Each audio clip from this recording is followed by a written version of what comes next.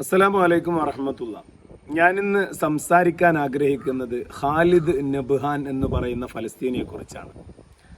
അദ്ദേഹത്തിൻ്റെ കുടുംബം ഒന്നടങ്കം ഒരു വലിയ മിസൈൽ വന്ന് വീണിട്ട് അദ്ദേഹത്തിൻ്റെ പേരക്കിടാങ്ങളൊക്കെ വിട പറയുകയാണ്.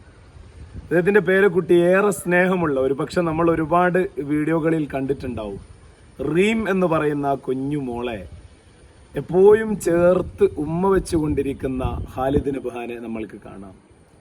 ആ ഖാലിദ് നബ്ഹാന്റെ റീം എന്ന ആ പേരക്കുട്ടി അവിടെ ഞെട്ടറ്റി വീഴുകയാണ്. അവരുടെ സഹോദരനും വിട പറയുകയാണ്. ആ വീട്ടിലുള്ള ഒരുപാട് ആളുകൾ നേരെ മിസൈൽ വന്ന് വീണ് രാത്രി കിടന്നുറങ്ങുമ്പോൾ വീടിൻ്റെ മേൽക്കൂര അങ്ങനെ തന്നെ ഈ കുട്ടികളുടെ മേൽ പതിച്ചുകൊണ്ട് റീമും അതേപോലെ തന്നെ അവളുടെ സഹോദരനും അതേപോലെ അവിടെയുള്ള ഒരുപാട് ആളുകൾ വിട പറയുകയാണ്. ഖാലിദ് നബ്ഹാൻ ആ വീട്ടിലേക്ക് കയറി ചെല്ലുന്ന ഒരു വല്ലാതെ ഹൃദയം നുറുങ്ങുന്ന ഒരു രംഗമുണ്ട്. ആ വീട്ടിലേക്ക് കയറി ചെന്നിട്ട് കുഞ്ഞു റീമിന്റെ കളിപ്പാവ് എടുത്തുകൊണ്ട് ആ കളിപ്പാവയുടെ കൺതടങ്ങളിൽ ഖാലിദ് നബ്ഹാൻ ചുംബിക്കുന്നുണ്ട്.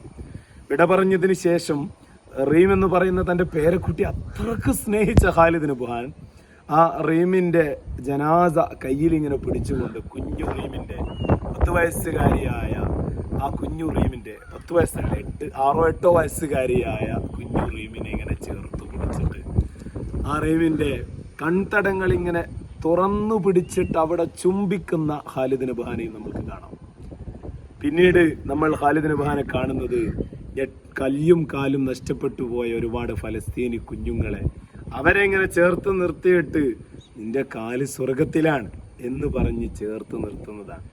അവസാനം ഈ ലോകത്തെ സന്തോഷങ്ങൾ നഷ്ടപ്പെടുന്ന, ഈ ലോകത്തുള്ള എല്ലാ ആനന്ദങ്ങളും മുറിച്ചു കളയുന്ന ആ ഒരു ധീരമായ മരണത്തിന്, രക്തസാക്ഷിത്വത്തിന് ഖാലിദ് നബ്ഹാനും സാക്ഷിയാവുകയാണ്.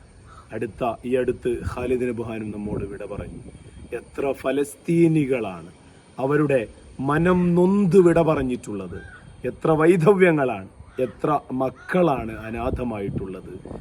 ചോരക്കൊതി തീരാതെ തുടരുന്ന ഈ നരനായാട്ടിന് എന്ന് അന്ത്യമുണ്ടാകുമെന്ന് നമ്മൾക്കാർക്കും പ്രതിവചിക്കാൻ പോലും അല്ലെങ്കിൽ പ്രവചിക്കാൻ പോലും സാധ്യമല്ലല്ലോ.